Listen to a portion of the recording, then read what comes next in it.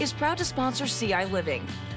Well, we all know how important a good night's sleep is, but how's your sleep hygiene looking these days? Sponsoring our segment today here at Promise Healthcare, I'm hanging out with nurse practitioner Jenny Daab. Thanks for having us. Thanks for coming. Okay, so let's kind of set the scene here where we are before we get started talking sleep hygiene. But we're at a school-based health center right here in Urbana. Let's talk services that you provide. Okay, so we are in the Urbana High School. We're Promise Healthcare at the Urbana School Health Center, and we have medical and mental health services at this location. So basically, anything you would get at another doctor's office, you could get right here at Promise Healthcare at the school-based health center. Let's talk sleep hygiene, because there are some pretty alarming statistics, actually, with 57% of middle school students and 72% of high school students not getting the recommended hours of sleep each night.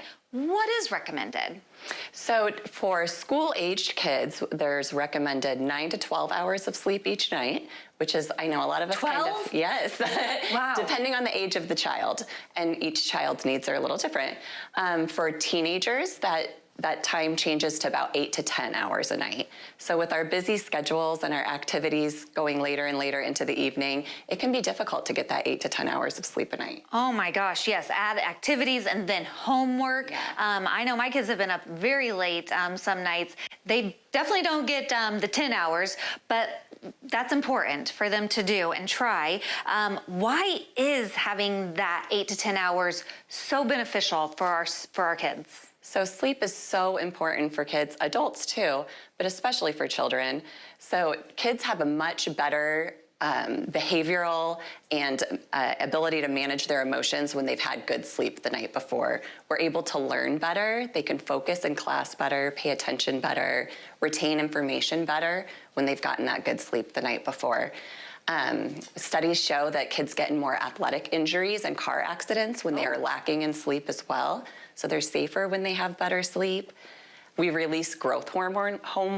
Yes. Thank you. While we're sleeping. And so if we have sleep deprivation over years, we can actually see a negative impact on our overall growth as well. Oh man. Studies are also finding that long-term sleep deprivation can also increase your risk for health problems such as obesity, diabetes, and high blood pressure. Wow. So really important. Yes, and now hearing all of those benefits and some of the risks that are involved if you don't sleep well, I think it's hard for parents, especially with teens, to enforce that bedtime. And you've got some tips, though. How can parents kind of help encourage kids to go to bed? Okay, so we do have some tips, and that's that you want to try to keep your sleep routine a consistent set of activities each night before bedtime. So if you've got younger kids, that might look like taking a bath, brushing our teeth, getting our pajamas on, and having a bedtime story. That set of events we want to do with darker lighting. We don't want to have the big overhead lights on if possible. If we can have a bedside lamp on, that works a little bit better. We want to try our best to have our bed be only for sleeping. We don't want to, as much as possible, be on screens in our bed or do activities where we're up and aroused in our beds. We want our bodies to know when we put our head in the pillow at night, that's for sleeping. So we can also make sure that our children's rooms are dark. We want to make sure that there's not bright lights in the hallway. Some lighting might be good for younger kids who are getting up in the night, but we don't want bright lights. And then if there's noise in the house from other people who might be staying up later than the children, it might be nice to put some white noise in the child's room or in the hallway outside their door to kind of buffer that noise. Yeah, those are all great tips for our kids. These seem like great tips for mom and dad as well. So we need to be role modeling good sleep hygiene too. Something I am finding in your notes here that I struggle with, avoid napping during the day. Sometimes you're just like, oh, I just need a little power nap here, but you don't encourage that? If we're having trouble sleeping at night especially, so if we're getting naps during the day, it can inhibit our body's ability to have good rest in the night. So we want to also try to exercise during the day. Sometimes if we exercise too late at night, that can be invigorating and we can have trouble falling asleep. But if we exercise earlier in the day, we fatigue our body and our body's ready for rest when we go to sleep. Yes. All right.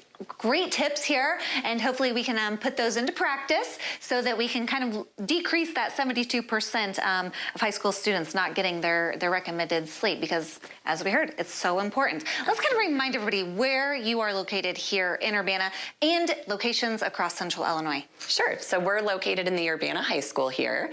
We're on the north side of the Urbana High School, and this is our Urbana School Health Center.